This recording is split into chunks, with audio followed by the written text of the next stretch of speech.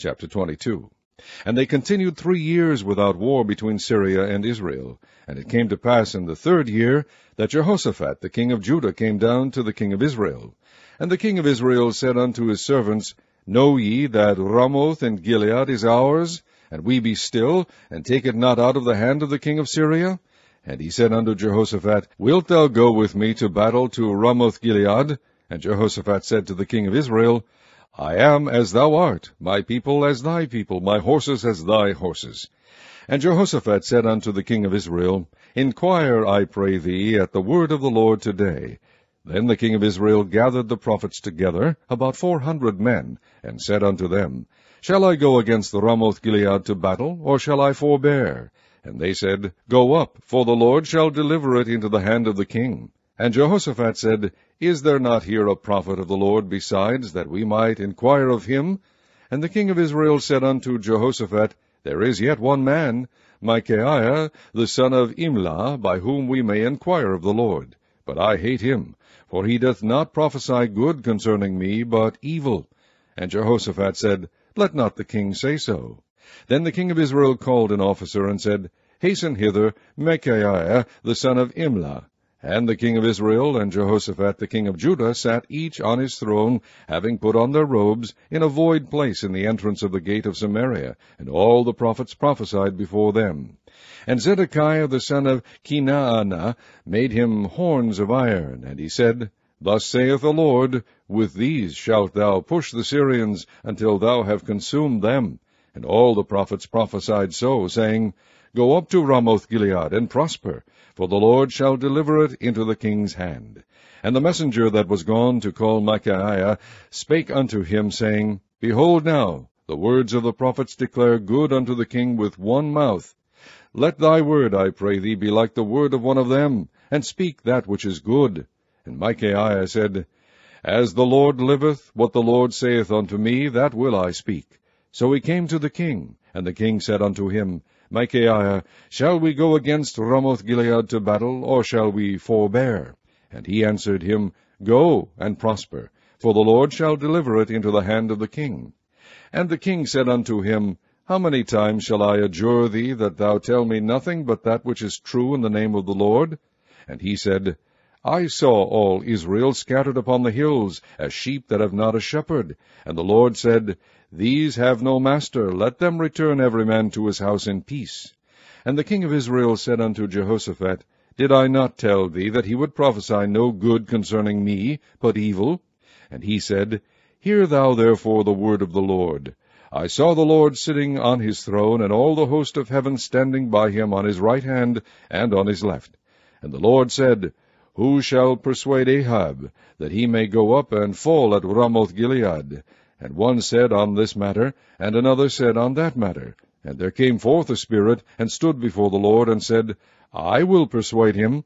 And the Lord said unto him, Wherewith?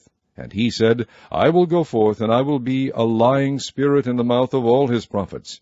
And he said, Thou shalt persuade him, and prevail also. Go forth and do so. Now therefore, behold, the Lord hath put a lying spirit in the mouth of all these prophets, and the Lord hath spoken evil concerning thee. But Zedekiah the son of Kenaanah went near, and smote Micaiah on the cheek, and said, Which way went the Spirit of the Lord from me to speak unto thee? And Micaiah said, Behold, thou shalt see in that day, when thou shalt go into an inner chamber to hide thyself. And the king of Israel said, Take Micaiah, and carry him back unto Ammon the governor of the city, and to Joash the king's son, and say, Thus saith the king, Put this fellow in the prison, and feed him with bread of affliction, and with water of affliction, until I come in peace. And Micaiah said, If thou return at all in peace, the Lord hath not spoken by me. And he said, Hearken, O people, every one of you. So the king of Israel and Jehoshaphat the king of Judah went up to Ramoth Gilead. And the king of Israel said unto Jehoshaphat, I will disguise myself and enter into the battle, but put thou on thy robes. And the king of Israel disguised himself and went into the battle. But the king of Syria commanded his 32 captains that had rule over his chariots, saying, Fight neither with small nor great, save only with the king of Israel. And it came to pass, when the captains of the chariots saw Jehoshaphat, that they said, Surely it is the king of Israel. And they turned aside to fight against him. And Jehoshaphat cried out. And it came to pass, when the captains of the chariots perceived that it was not the king of Israel, that they turned back from pursuing him. And a certain man drew a bow at a venture, and smote the king of Israel between the joints of the harness. Wherefore he said unto the driver of his chariot, Turn thine hand, and carry me out of the host, for I am wounded.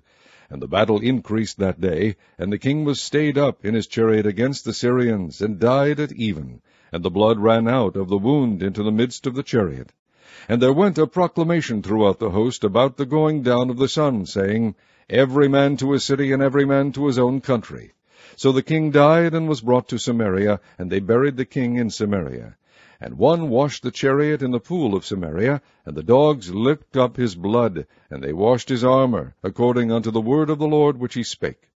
Now the rest of the acts of Ahab, and all that he did, and the ivory house which he made, and all the cities that he built, are they not written in the book of the Chronicles of the kings of Israel?